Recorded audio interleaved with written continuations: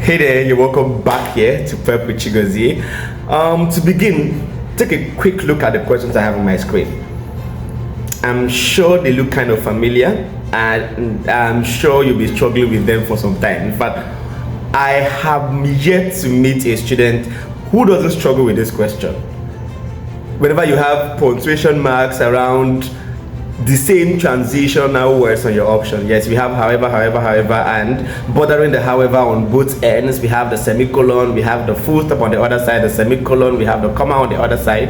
Yes, it can be really tricky to deal with this question, but I've got you covered today. So today I am going to try my best to ensure that you understand how to tackle this sort of question.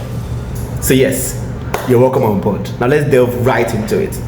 Now, this is a punctuation mark question, but it is a kind of question that tests your knowledge of the usage of punctuation marks around transitional words. I remember from the last recording, I mentioned that we're going to discuss this in the next. The punctuation mark and the transition can be used at different positions of a sentence. Or simply put, you can use the transitional word in different positions of your sentence. Remember, when we studied independent clauses, we studied that an independent clause is composed of what? A subject, a verb, and an object. Or a subject, a verb, and a complement. So, when I say that you can use the transitional words at different positions of your sentence or your independent clause, I mean, for example, that you could have a transition, the comma, before a sentence subject. You could also have the transition in the middle of an independent clause after the verb. And finally, you can have a transitional word at the end of an independent clause where it occurs after a comma. So let's work with this example. We have the SAT can be a tedious exam. The SAT can be a tedious exam. The full stop. However, comma, it's an essential requirement for college admissions. Full stop. Now in this sentence we have here, or in the sentences we have displayed on my screen right now, you would notice that we have a sentence first that ends with a full stop, then the next sentence beginning with, of course, the transitional word, and after every transitional word there should be a comma. So you have the full stop, the transitional word, a comma, and then the independent clause after the transitional word. That is one way to use transitions. Of course, the most common, yes. The second way to use the transition around punctuation marks in a sentence, yes, is with the semicolon. This is quite similar to using the full stop anyway. I'm sure you understand by now that the semicolon and the full stop on the SAT are more or less the same thing, because they do what? They come in the middle of two complete ideas. In other words, you can have the sentence given previously as this now. The SAT can be a very difficult test, semicolon. However, comma, it is an essential requirement for college admission. Full stop. So you see now, the semicolon in this case has simply replaced the full stop. But in this case, the next alphabet after the semicolon is in the lowercase and not in the uppercase, because of course we have one compound sentence in this case, as opposed to the previous example where we had two sentences and the first of which ended with a full stop. This one, you have one sentence composed of what? Independent clauses. So the semicolon demarcates both independent clauses. This is another way to use the transition around punctuation mark. The second, which we don't often use because we don't know very well how to use, SAT is a difficult test. Full stop. It is, comma, however, comma, an essential requirement for college admissions. The transitional word is now in the middle of one independent clause where it is still meant to connect with the previous sentence. Now, how you know this is used correctly, how you know the punctuation mark is used around the transitional word at both sides correctly. If you read off that information, remember the idea of non-essentials, right? Yes, information bordered by 2 commas, 2 dashes, 2 brackets. Yes. So if you read off that, however, of the sentence, you still have a complete independent clause. So that sentence can still read as the SAT is a difficult test, full stop. It is an essential requirement for college admission. So you see, except that without the transition, it doesn't properly connect with the previous. But then just so you know, we still have an independent clause after the first sentence, right? One independent clause when we read off that, however, from the sentence, because it is marked by what? 2 commas.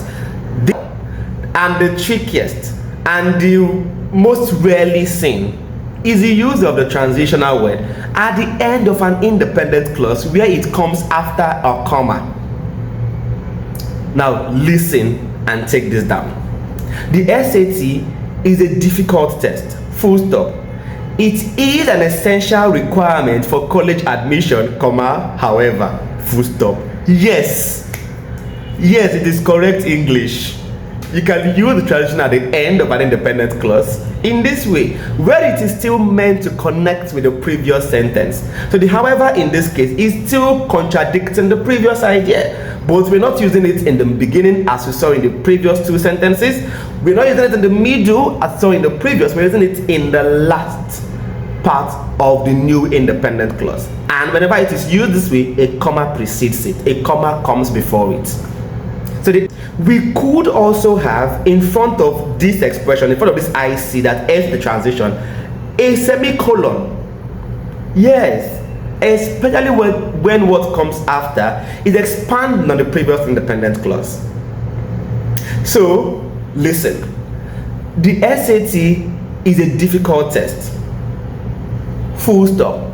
It is an essential requirement for college admission, comma, however, semicolon.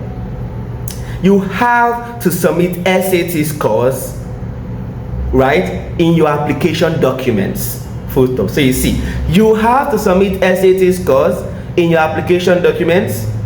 It expands on the idea of the SAT result being an essential requirement. So, and it is also an independent clause. You have to, that's an independent clause, a complete idea, expanding on the previous.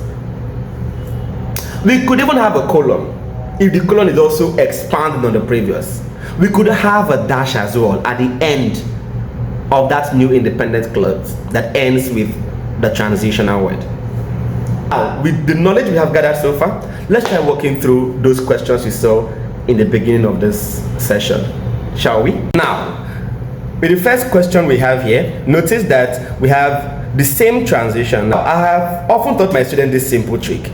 Once you find that the first information is a sentence because it ends with a full stop, your answer is very likely going to be something like option C. Why?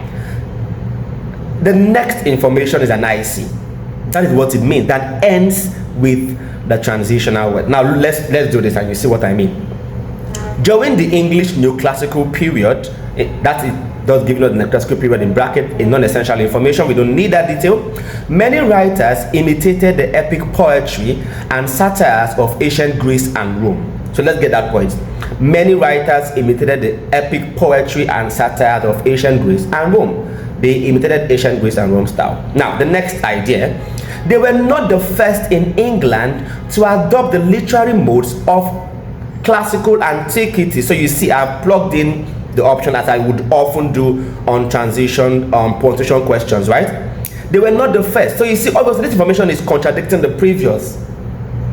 Yes, many writers have imitated Greece and Rome, which is of course the classical modes.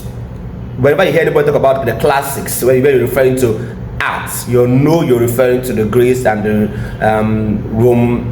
Roman period of writing. So obviously they were not the first in England to adopt the literary modes of classical antiquity, comma, however. Yes, So the however is used at the end of this new clause to contradict that first idea. So obviously our best answer is option C, and more so it is option C, more so because the information after elaborates on that point that says they were not the first in England to adopt the literary modes. C, and it's an IC. The idea after the semicolon as given to us in option C is an IC, an independent clause I mean. Some of the most prominent figures of the earlier Renaissance period were also influenced by ancient Greek and Roman literature. So you see, expanding on the idea that they were not the first in England to adopt the literary modes of classical antiquity. Why? The Renaissance period, the early Renaissance period also adopted these modes. So you see, C is the best answer. You might want to plug in option B and C. If it gives you one idea and not two, when you read off the information bordered by two commas, you know B is of course an answer, the correct answer then. So we have, they were not the first in England to adopt the literary modes of classical antiquity. Some of the most prominent figures of the earlier Renaissance period were also influenced by ancient. So you see, I just plugged in option B, reading off the however bordered by two commas, and you see how it sounds. It gives us two ideas side by side, two complete ideas side by side, which is more or less a grammatical flaw. We learned that from the previous class. It is called a run-on, when you don't have any punctuation between two ideas. So option B gives you a run-on. The second example we have here is the most common that you should often expect. Notice that we have rather the same transitional word, and we have this punctuation marks around the transitional word, right? But notice that the first idea isn't a closed one. There is no full stop ending it. To humans, it does not appear that the golden orb weaver spider uses camouflage to capture its prey. Independent clause, right? The next part, the brightly colored arachnid seems to wait conspicuously in the corner of its large circular web, which is contradicting the idea of the previous independent clause. It does not appear that the golden weaver spider uses camouflage. The brightly colored arachnid seems to wait conspicuously in the center of its large circular web. So you see, both ideas are contradicting each other. The first is an IC, the second is called the second IC. So your best answer in this case should be option D. So you see, this is the normal one. And you remember, in place of the semicolon for option D, the full stop can be there, except that there has to be what after the full stop? A capital letter R, and not the lowercase r. So you see, this is the usual one, but master the previous. That's the most tricky, and you would often have it in your module 2, especially when you do very well in the module 1. So if you enjoyed this video, as I believe you always do, you want to like, leave a comment and share to that other friend, to that friend of yours who is also preparing to take the SAT pretty soon, and who probably has as much issues that I believe you have dealing with this kind of question. So until I see you again on another exciting episode, keep practicing, and yes, keep following this channel. See you next time. Bye bye.